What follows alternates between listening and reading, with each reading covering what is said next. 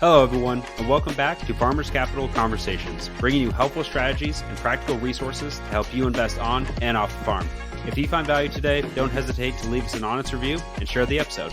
Yes, this helps us, but more importantly, it could help someone else along their journey. Now, let's dive in without further ado. You can't really understand what to do next unless you have a good mentor. And a mentor as a consultant is someone who's done it before and who can help kind of hold your hand and walk you through your own decisions, right? Not putting some model on your farm that, worked somewhere else, but just, thoughtfully answering very specific questions. And if you don't have them, you can talk it through a little more. We can find somebody else, but the expertise does not lie in some, outside office or multinational grain company. The answers are in the peer network about how to do things different, because literally everybody else is just trying to sell the farmer something. Hello, everyone. Welcome back to the show. Today we are joined with Brenda Tjaden. She is an economist, market analyst, foodie, farmer, mom, writer, and advocate for regenerative agriculture.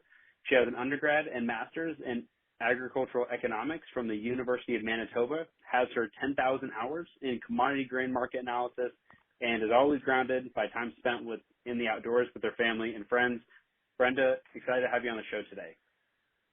Thanks so much for having me, Casey. Yeah, absolutely. We've had some technical issues for the last few minutes, but I'm excited to get you on, and your background is fascinating, and I appreciate your perspectives on regenerative ag, and because it seems like you're bridging this world of economics and consulting and regenerative ag, and from my standpoint, I kind of view you as this hub of those three intersections of ag. Thank you. I conceived a new model in farmland profit maximization about a year ago, after doing consulting projects for different food brands and investment funds and a couple of farms here and there. In 2022, I just had a real mishmash of different organizations that I was working with, and through conversation after conversation about, it kind of started with carbon credits, and then those weren't able to be validated, and everybody shifted focus to biodiversity scores, and seeing some of the companies, some of the big brands with their scorecards that they had developed internally, and comparing these to certified organic, and we have some other traceability programs in the grain industry that, all of these things in some logical manner have to be considered simultaneously now as we decide what to do with our farmland. And, so I think it's still quite widely believed that yield times price is the revenue driver. And okay, maybe it is still in a lot of cases, but that sure as heck isn't where the markets are taking us in agriculture. There are markets for all kinds of attributes now, and there's technology to validate the presence of those attributes. There's technology to validate the presence of the outcomes, and some good people at different organizations like Land to Market and Regenified and Regenerative Organic Certified have seen this coming and have taken it on to make sure there's validation available. It hasn't come quickly. It hasn't prevented a whole bunch of corporate greenwashing.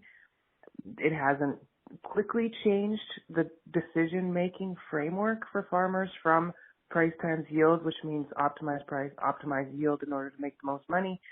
But early adopters of regenerative agriculture have proven that the expense side of the equation can be drastically reduced by introducing more biodiversity in place of agrochemicals, in place things like compost tea to activate the biology to help improve nutrient cycling and micronutrient balances, and those products or just cover cropping, intercropping, rotational grazing.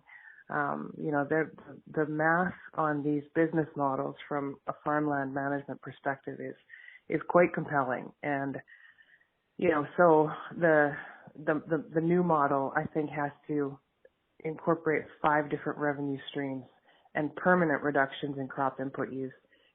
It's not necessarily certified organic, although there's some people that will always demand, 0 chemicals used in farming, but so many other new attributes are being priced in and can be attached to a grain sales contract. Just one more piece of paper that says I dropped my fertilizer use by 50% compared to last year. I think that's worth money. I think the food companies are having a hard time finding it. I think oil and gas companies, biofuels, there's not one sector, textiles, that won't be affected by these changing economics. And I think it's really exciting when you see the regulatory frameworks coming along to kind of put some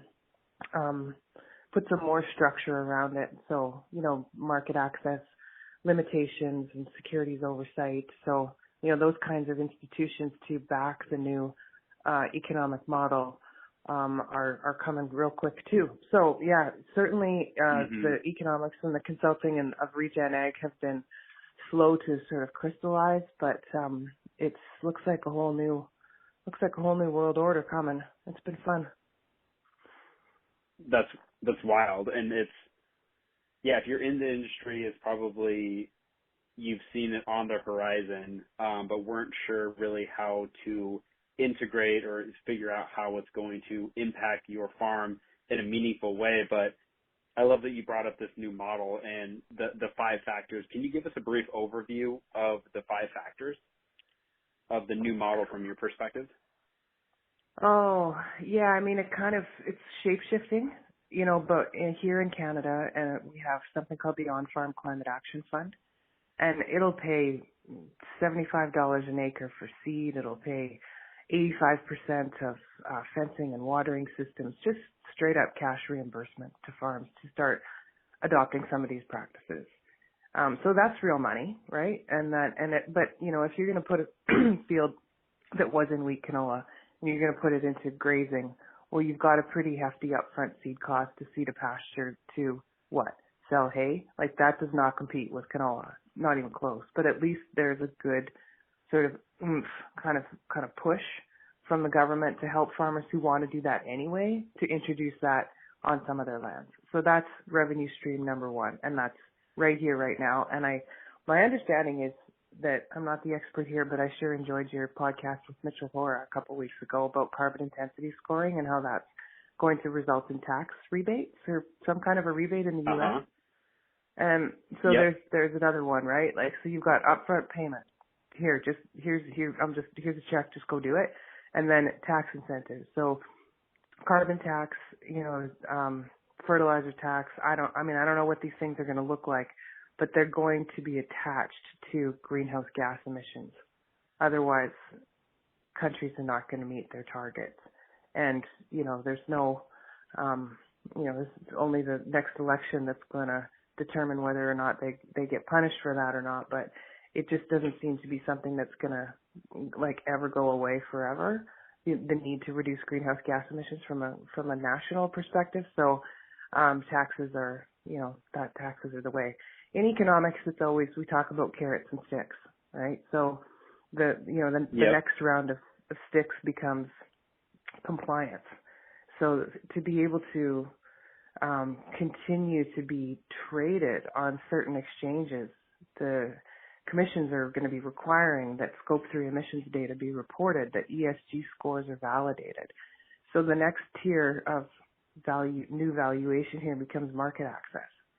And if you can access some markets and not others, then you have a tier where premium markets will evolve. And then on top of that, market access for ingredients that are compliant with the company's investor and trading platform reporting criteria. That's one tier of value. But companies will also be paying farmers for ecosystem services, for biological outcomes. I don't know what you want to call it, but everybody knows that more biodiversity makes a farm more resilient, both environmentally and economically. And so people are quickly working to try to come up with new incentives for that. And so one that we've seen here is a straight up per acre payment for intercropping. And intercropping I want to say quite popular. Maybe there's 1 million acres of it across Western Canada, but that's pretty big compared to where it used to be, compared to the fact that it's a pain to separate those seeds afterwards. And the reason why it's taking off is because farmers can drastically reduce their fungicide, herbicide, and fertilizer costs in the first year. Like it's really quite cool how a field of chickpeas doesn't get nearly the threat from disease spores as if it's commingled in the field with other plant species like flax, compared to a monocrop chickpea on its own that can be sprayed, 9-10 times in a season easily. Intercrop chickpeas can be sprayed maybe once or twice. So that's like serious money, right? That is serious fungicide savings.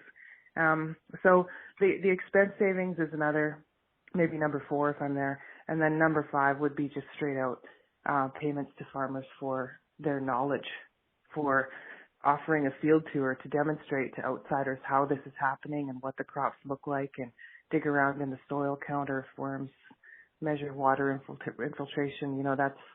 That's exciting stuff to see, and not everybody knows where to go to find that knowledge or to be able to actually have a tour. And so what we're seeing now is those farmers getting paid to offer tours. And then in our business, we've evolved that into paying farmers for consulting. So just being able to bring them in for a few hours here and there to help another landowner to, just figure out seeding rates, if it's an unfamiliar crop, or markets, if it's not something that they've grown before, or, just fencing and watering systems if they're getting into managed grazing. We've got, I've been at this long enough now. I've made friends and figured out who are the early adopters out there in farms in Western Canada. And so now when we have a new customer come along who has questions, we need serious tactical advice, we can find people that have done it and that can advise them on what worked for them, and in the context of the new customer's field that they want to transition. That's most of what we're working on these days.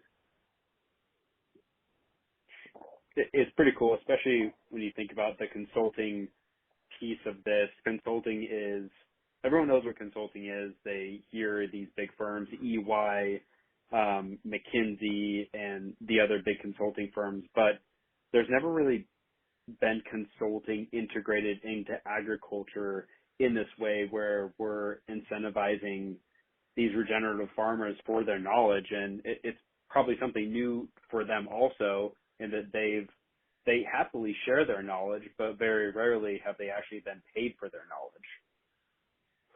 Yeah, it's really fun to turn that model upside down, because I've got a long history in developing consulting businesses for farmers and providing professional services. And, it always seems to be the farmer has to pay for some consulting service that they don't want to do themselves, right? Like they don't want to do their own accounting. They don't want to do their own commodity grade marketing. They don't want to walk fields. Yeah. Or they don't want to, do tissue testing, so they hire some third-party expert to do it for them. And that business model, look, it had its day. It had its run in the sun.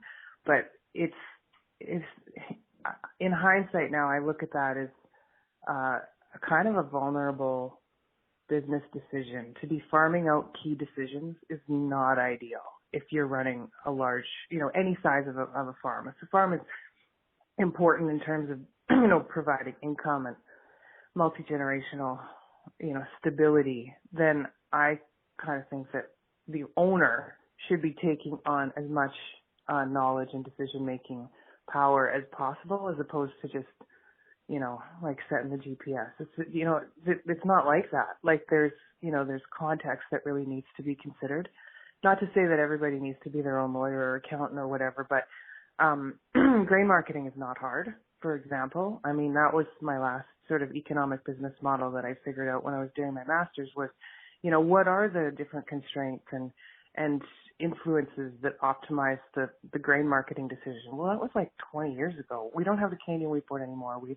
have outdated regulations in the rest of the industry here. We have totally new players, and farmers are, just there's too much of it that's automated.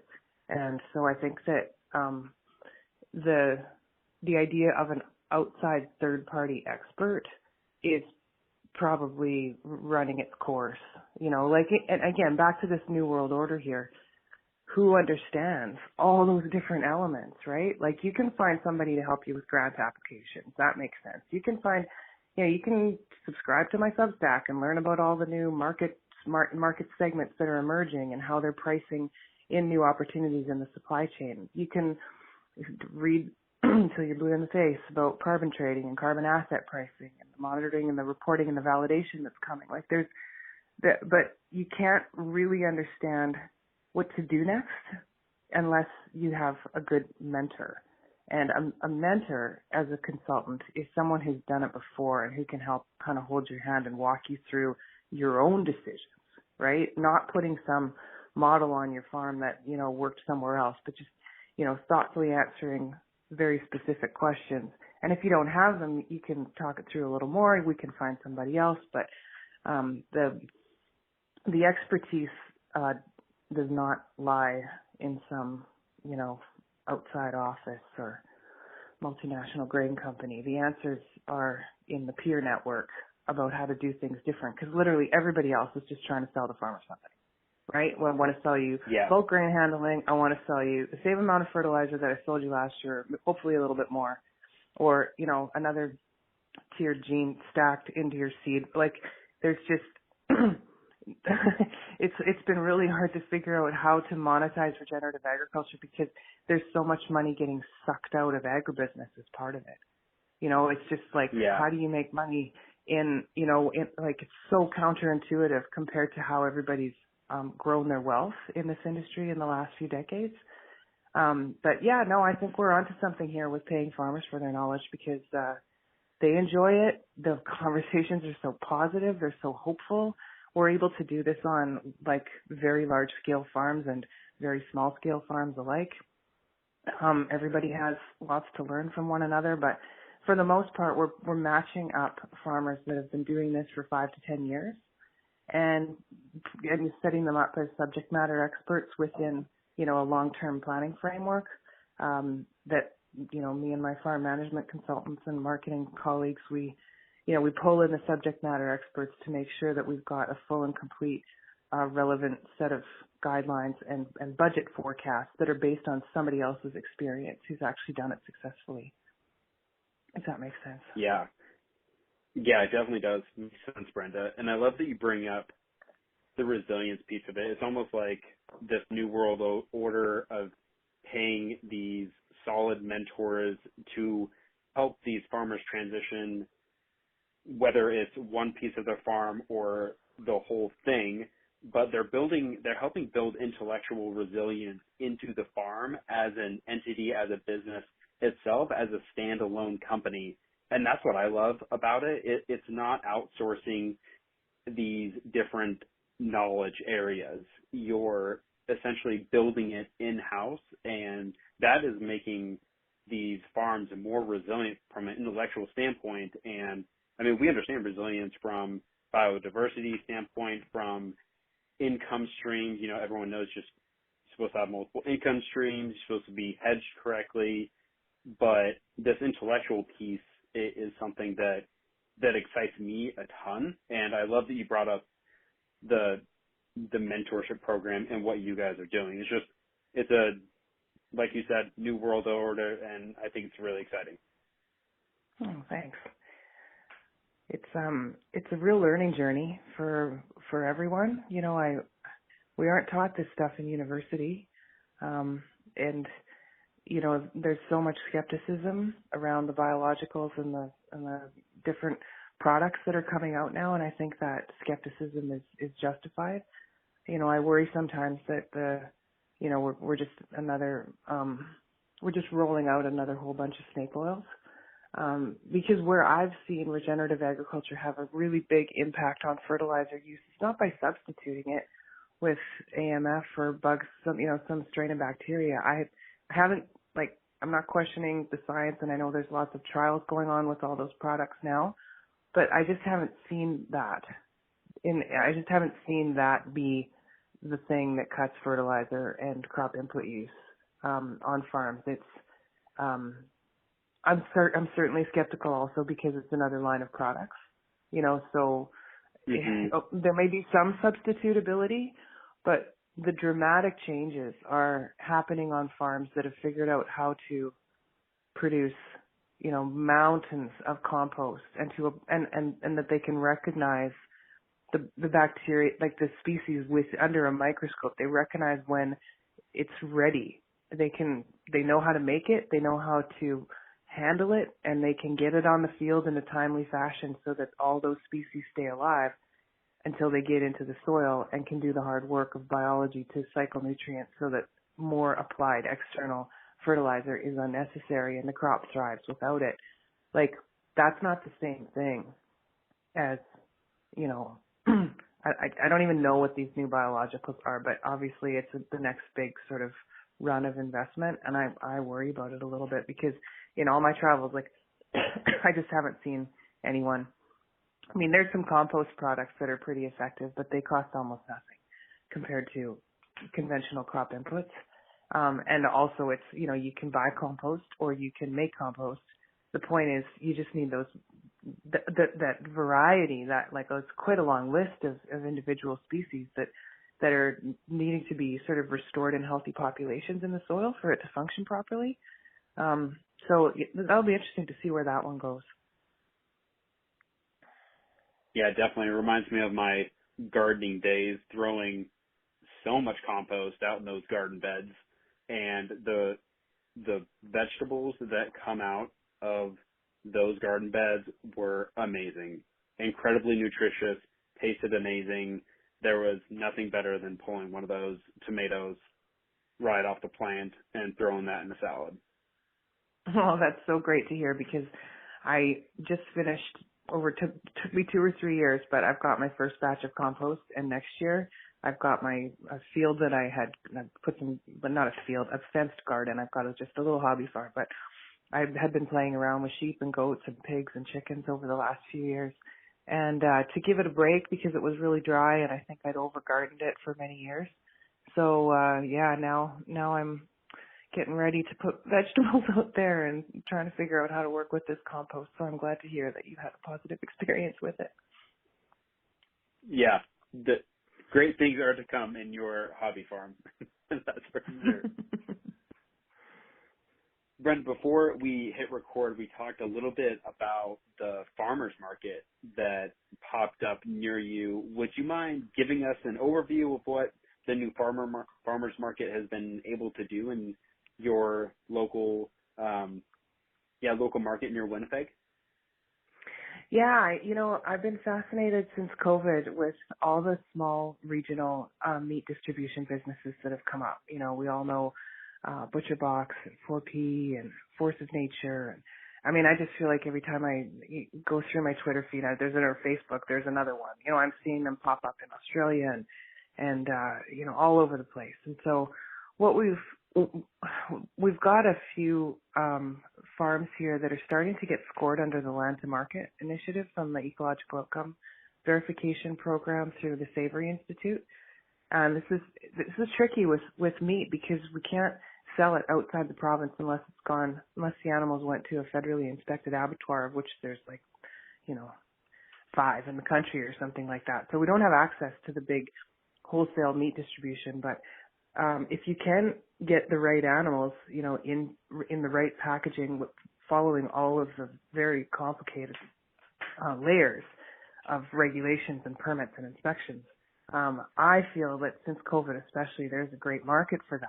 There's a great customer base. There's lots of people that want to buy meat directly from a farm.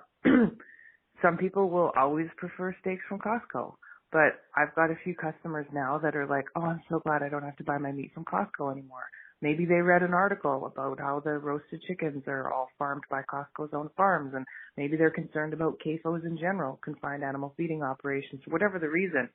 Maybe they just want a connection with a local farmer, but I can sell them meat that has had a positive environmental outcome, and I can tell them because I've been on those farms and stood in those fields and smelled those beautiful pastures that, you know, that I can vouch for them. And the farms are too far away from Winnipeg to be able to make sense selling into this market, even through distribution or through farmers markets or direct delivery. It's, you know, there's a few farms that have been able to make it work, but for the most part, we see the need for a distribution business, for a small scale, short chain distribution business that can market on behalf of farms and get the products into households at a reasonable price. And I hate to say this, but the best thing that happened next to this farmers market that we're talking about is food price inflation. Because 3 years ago, you know, you couldn't sell bison ribeyes for $29. Like it was, you know, it was just too big of a premium for most people to choke down. But now ribeyes are $29 everywhere. So it's, you know, it's rebalancing the math towards local meat for consumers. But still, you know, you kind of have to start at a farmer's market with any new farm branded product. And our new farmer's market here doesn't have, they don't have that limitation on reselling food from other farms. Some farmers markets will only allow vendors that have actually made it, baked it, grew it themselves. And so what I wanted to do, which was marketing for farms that are extremely regenerative, but too far away. And so this new market has slightly new rules, slightly more, you know, aggressive in terms of wanting to make sure that there's, you know, good traffic and good vendors and, you know, like any new business needing to make a go of it. And it's beautiful. It's attracting heavy traffic from Winnipeg. And so we were able to have enough conversations just by setting up there twice a week to get a customer base to make this little distribution business viable. And it hasn't been in the 3 years that I've been trying. So that's really exciting. It's just, you know, one thing I learned is how much fun farmers markets are. Like I started my career on the open outcry trading floor, you know, pit of the Winnipeg Commodity Exchange. And, you know, this farmers markets are a lot more fun. there's just a real camaraderie between the different vendors, and there's just so much diversity in what's going on. And, you know, I ever since I started dabbling around with hobby farming a couple of years ago, we sold eggs to neighbors. There's something really humbling about handing a package of food to a customer. Like, I honestly feel that every farmer should do it. I don't care if it's a patch of strawberries or, you know, eggs or make your own flour, do your own baking, but every farmer should actually go through that experience of a direct transaction with the customer who's going to eat what you grew on your land. It's so empowering. Yeah, I agree. Farmers markets are quite the thing. Do you see that? What are the supply and demand dynamics in your local farmers market? Are all of the vendors coming there? Are they selling out, or is demand an issue? Yes, it is. But I think because it's new, and I think because it's hard to find a supplier of all the different types of food. I firmly believe that most people come to the farmers market to buy food from farmers. That's kind of how they started, right? Now you can get all sorts of other fun stuff at a farmer's market, and you can get really fancy food, but like wholesome, hearty, local, paper wrapped, you know, that kind of food, it's hard to find, and that's because it's hard to make a viable business of it, and it's really hard to find the labor to create those, you know, kind of minimal impact local foods. Like market gardens are so much work, and local butchers are so backed up. We're constrained on the small chain processing and distribution of farm branded foods just as much as, the huge system is constrained on its ability to treat animals and greenhouse gas emissions targets well. You know what I mean? Yeah. Yeah, that's something I've been very interested in recently, that constrained, the small chain constraints and how you can create efficiencies through that or in that model so that, one, you can have enough demand so that farmers, there's no question that when the farmer goes to market, they're going to sell all of their products. Like, that's in a perfect world, I think it would be, you sell 10, the demand was 10, it's perfect match, right? But we live in a world where it's just inefficient, and I've been very interested in that small chain. But are you optimistic about what's to come in this local small chain world, or what should we be thinking about? Oh my, I have so many answers to that question because I'm so curious about it too, right? It's the rabbit hole that never ends. There's so many different things to look at. Regulations is a good example, okay? So there's no regulations in grain. A farmer can go out and spray whatever the heck they want in as much quantity as they want on any crop field. It's, there's cosmetic spraying, there's residues that are being left from mistiming of that, and there's nobody looking at that. Nobody is out there saying, hold on a second, the way that you're producing grain might be poisoning the world's food supply. Should we take a closer look at this? Nobody. Okay? But then in meat, where you've got, just so much immediate improvement in animal welfare and nutrient density and water holding capacity of soils and biodiversity immediately, if you can market packs of meat from those farms, you're having a huge impact on people, planet, animals, the whole thing. And the regulations are they're everywhere. Like the animal inspector, the meat inspector, the way that abattoir and butcher is set up, the information on the packages, all the permits and the licenses is just never ending. And so then produce, again, no regulations whatsoever. You can show up at the market, you can show up at, a wholesale distribution with a bucket of potatoes, and there's just, there's just nothing governing how, the information about the production or the food safety. Then you get into eggs and dairy, and again, we're into another whole, in Manitoba, eggs are considered a hazardous good, and they have to be handled as such by producers, distributors, and transportation and in packaging. If they don't go through a commercially inspected plant. So there's the long answer of probably the biggest thing we need to be thinking about is those goddamn regulations and the absence of those in different types of food. So then with the supply and demand, you really nailed it. I guess what I learned with our distribution business here, Stony Hill Farm, is whatever you think you're going to do in the beginning, reduce the complexity and the expense of that by about 90%, and then you might have a go of it. There isn't necessarily all that much demand, especially because farmers markets are not open 7 days a week like Safeway is, right? There's the customers have to go a certain bit out of their way in order to buy their food this way, and that capacity gets tested pretty quick, so home delivery is a bitch in the summer because you're dealing with frozen meats, and for the most part, these businesses can't afford a freezer truck right away.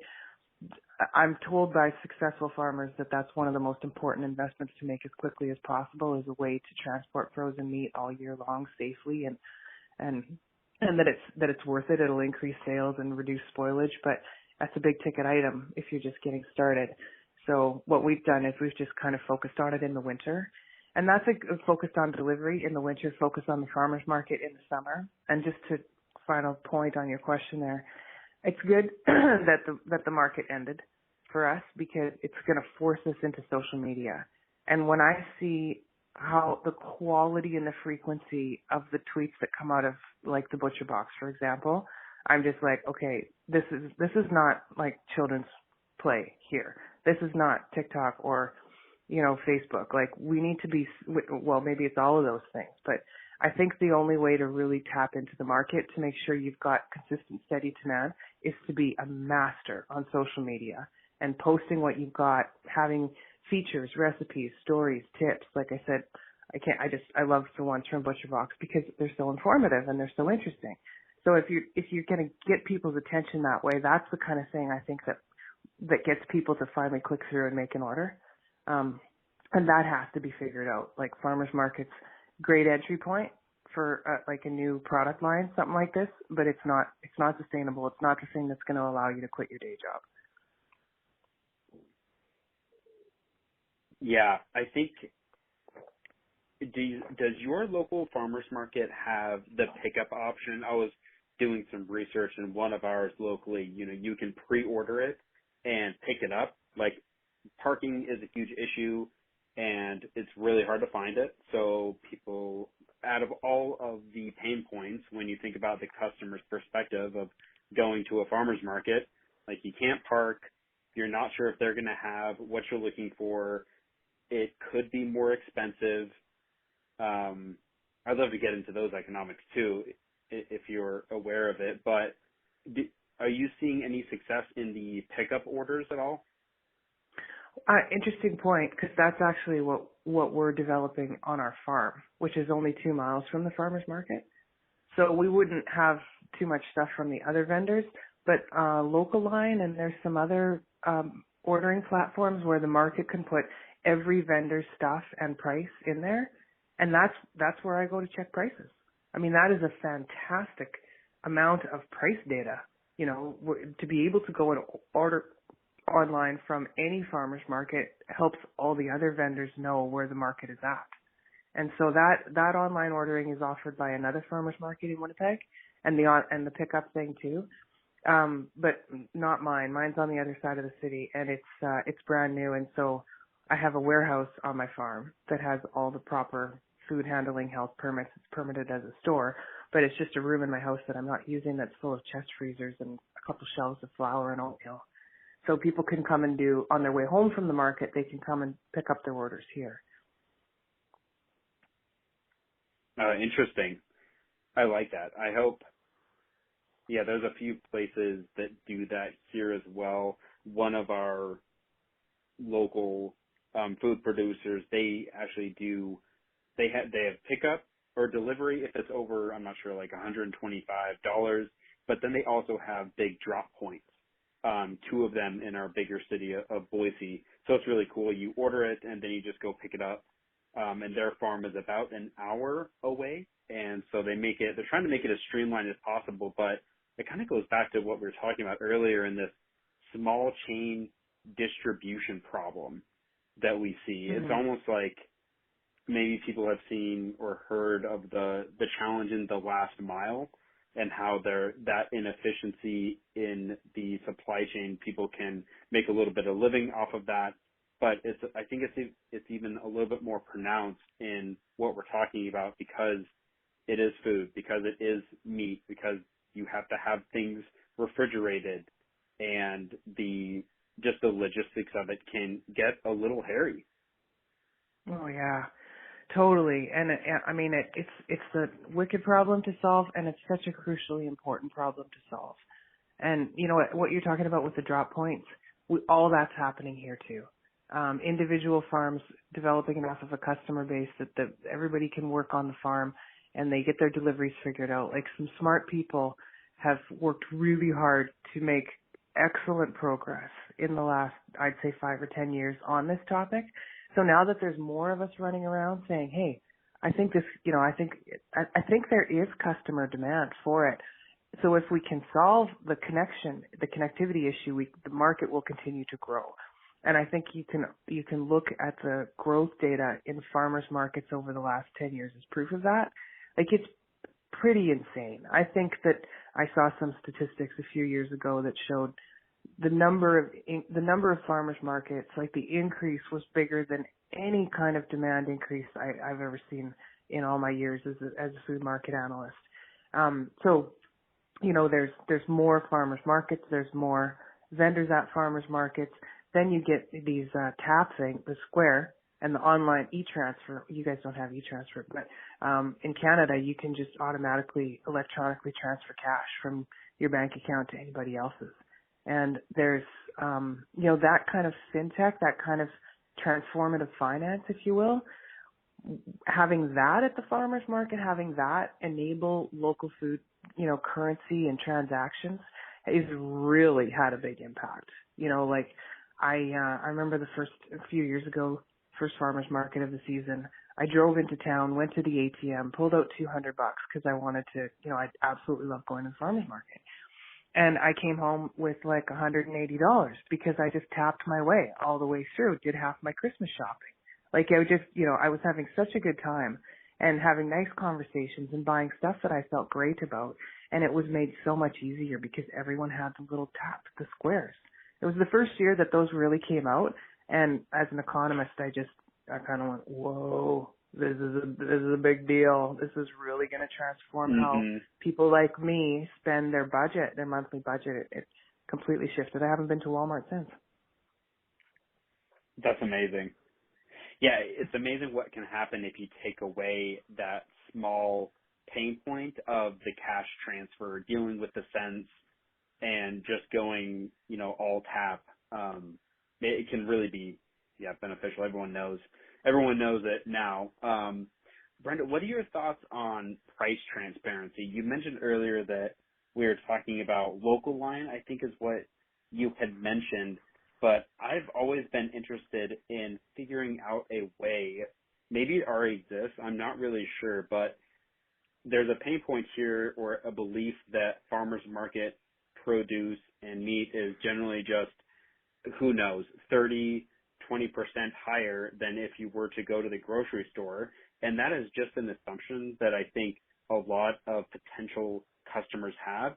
And I've been doing a little bit of research on figuring out a way, maybe it already exists, I'm not sure, but to price compare the local Winco, the local Fred Meyer, the local Albertsons versus the local prices of the farmer's market.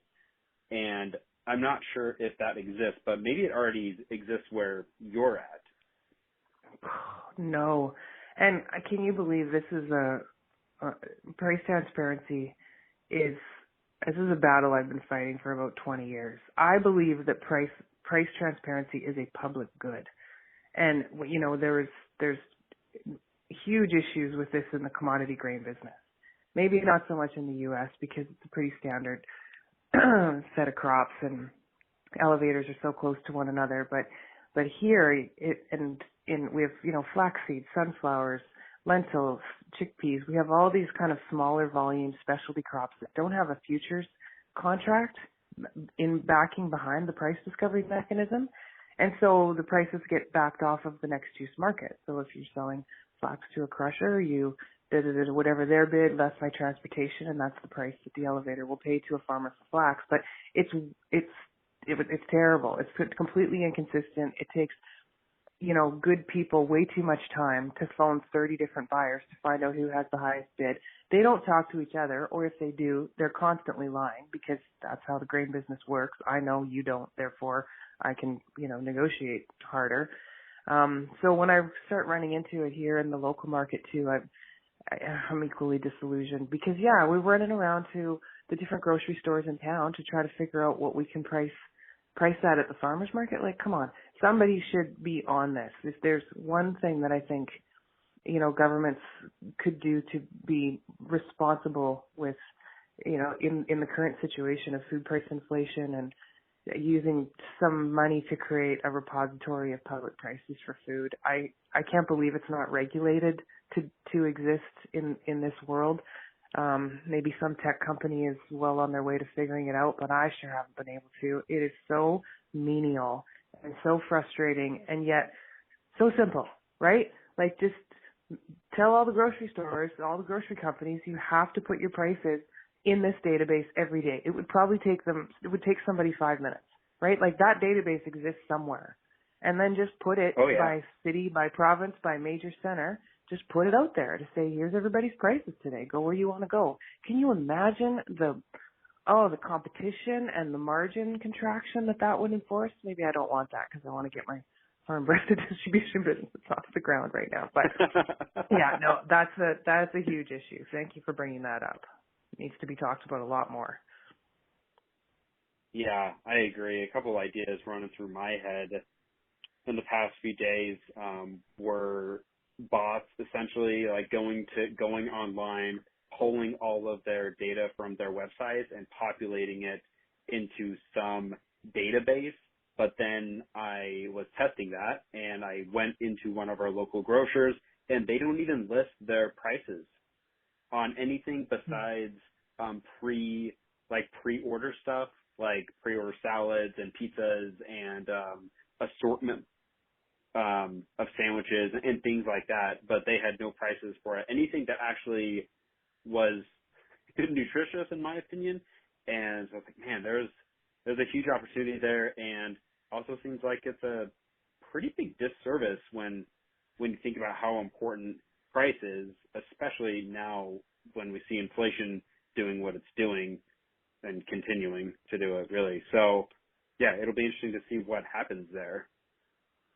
Yeah, well, I mean, I've been, like I said, at this for many, many years, and the reason why I'm so passionate about price transparency is because as an analyst, you can do so much cool stuff with prices. They have to be actual transacted prices. They can't be bids. They can't be features. They have to be, what did people actually pay? And what did a company pay for grain? What did a human pay for strawberries from Driscoll's? What did a human pay for you pick strawberries? The spread between prices is like derivatives, right? It's this magical magical insight. It's the difference between locations, the difference in price between quality levels, the difference in price over time. There's incredible insights, and you can't have none of them without accurate, complete sets of data to start with. Yeah, you can, but it brings up some interesting sites I found in the last week. Of course, I am blanking on what they are, but essentially they're taking these imperfect produce items and maybe they have a couple of blemishes or whatever, but the retailers can't sell them because they're not a perfect good, and that's a whole nother societal thing we can talk about maybe on another podcast. But the fact that we don't accept imperfect produce as being just as nutritious for us. But anyway, they're buying these, I don't know, like 50% off market value and reselling them through their online distribution centers. And I was just looking at one of my emails. I think they were saying like 50% off, like what you would pay for the store. I haven't validated any of it, but it's great that there's at least two companies running that model where they're trying to create the demand for these imperfect goods. And it's really huge, especially when you think about in America, we waste, I don't know, some crazy number, like 30 to 40% of our food supply. And these are companies that are taking an action to, alleviate that food waste in our system. So that was pretty exciting to see. That's a really good example of, another one of the externalities of the concentrated, massive distribution for food, of the way that it's done right now.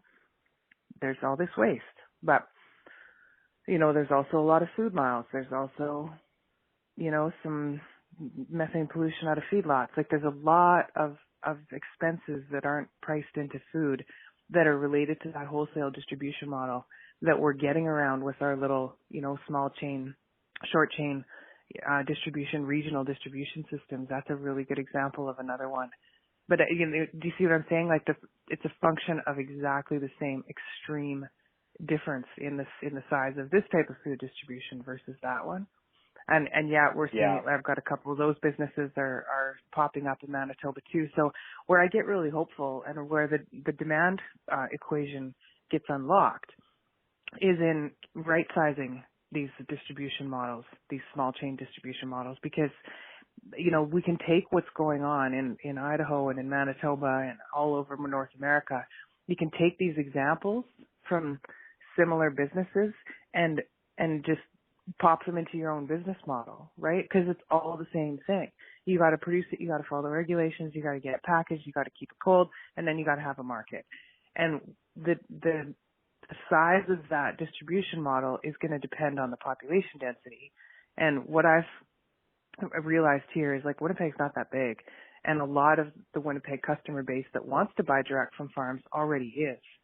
So the final thing that really matters about this farmers market here is that it's pulling a customer base that hasn't been served with local farms, that hasn't been offered farm branded meat yet. And so my delivery window, my customer base is a new region in this overall urban center, and it's close to my farm where the distribution hub is. So I'm not going to waste a bunch of money or lose a bunch of product driving too far, and I'm not going to run into other vendors that already have a customer base. So that was kind of back to my earlier point, like taking, when you have a business idea like this, take whatever you think you're going to do and scale it back by 90%. And along the way, take a good hard look at every single asset that you already have. Like what exactly is the context? What exactly tools do you have? Network, unused room in my house, pickup truck, extra freezers. You just got to really try to not spend any money, because you don't know how long it's going to take until the customer base. You don't know what the margin is going to be. You can forecast all you like, but it's it's entirely backward looking when we measure the success and the profitability, and did we pay our bills or not. So just keeping it really, really small as possible to start with, I think is really important, because that eliminates all the risk and it increases the chances that you got something that's sustainable and viable.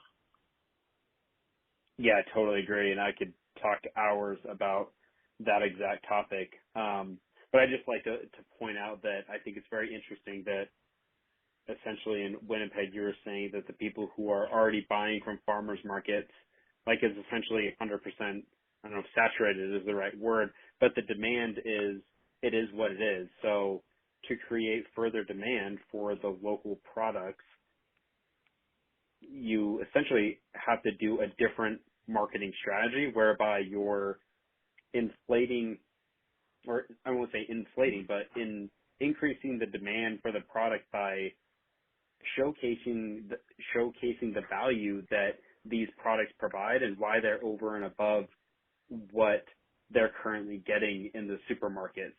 More nutritious food, less food miles, less waste, like all of these things. And I feel like there's a huge knowledge gap and a huge opportunity for direct-to-consumer food producers and farmers markets to really create that further demand. Do you have any thoughts on that? Interesting. Like we just decided to latch on to that exact thing, to say, okay, now we're going to go from, we're at the farmers market where we can sort of watch people's faces, have long conversations about this product, measure how many people stop and play around with different things on the signs. Okay, there was some really good learnings there, but now we're into another whole sales channel, being e-newsletter and social media marketing, and, what's the hook? So what do we talk about? And that's exactly what we landed on, was we need to focus on the ecological outcomes. And, because if fields in western Manitoba drain better after a heavy rain, then the city of Winnipeg does not flood. There's a very real local correlation between the quality of farmland all around the city and weather events that impact people in the city. And that actually is very interesting to the people that stopped. Like, people were really interested to hear more about how that worked. And I think it's just a function of the fact that regenerative agriculture is having a real moment, and soil health is suddenly interesting to many, many people that didn't give it a second thought before. And you've always got the nutrient density angle that it's a bit too scientific or woo-woo, I found. So yet, I mean, it makes all the sense in the world to me. I think the correlation between nutrient density and flavor, like just by pulling through the complexity of the micronutrients and how that presents in food that comes from healthy soil, I think that's the most fascinating thing I've ever, learned in my life. But it doesn't spark the interest of local food buyers as much as I thought that it would.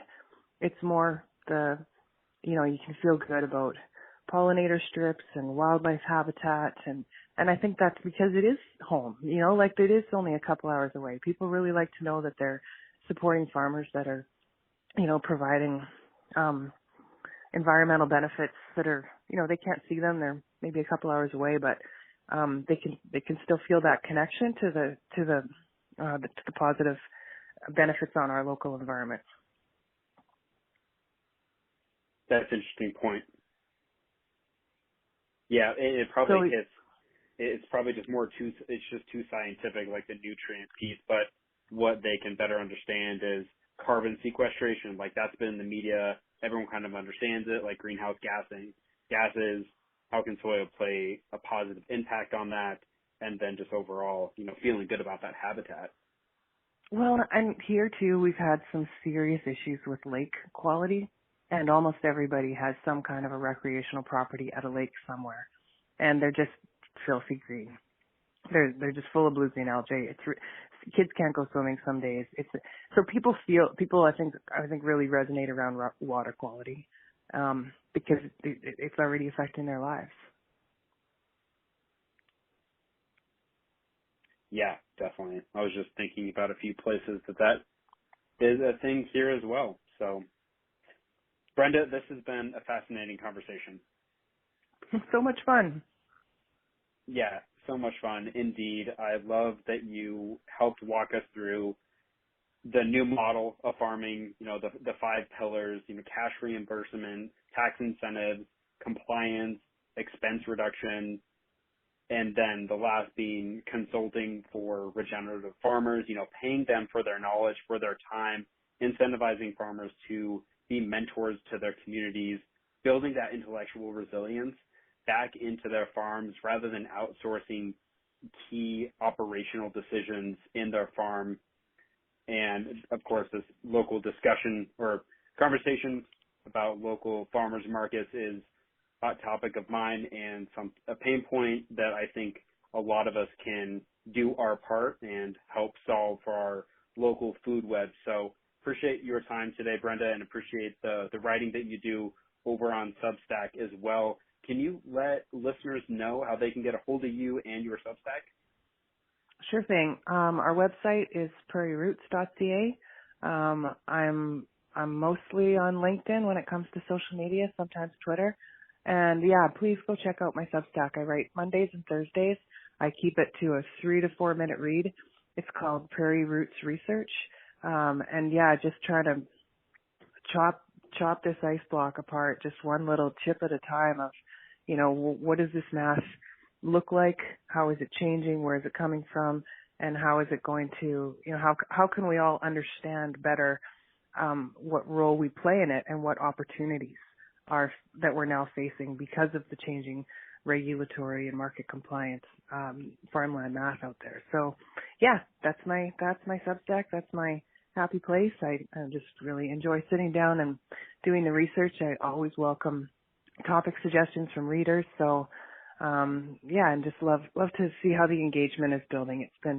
I've just been doing it since the beginning of 2023. I used to write market analysis like constantly. I took a few years off to figure out parenting and short chain meat distribution, but it's just wonderful to be back writing market analysis now a couple times a week. So yeah, thanks for giving me the chance to share that with your listeners. Absolutely. We will also throw that in the show notes. So Brenda Tjaden, everyone. Brenda, thank you so much for your time again. Thank you. All right. See you, everyone.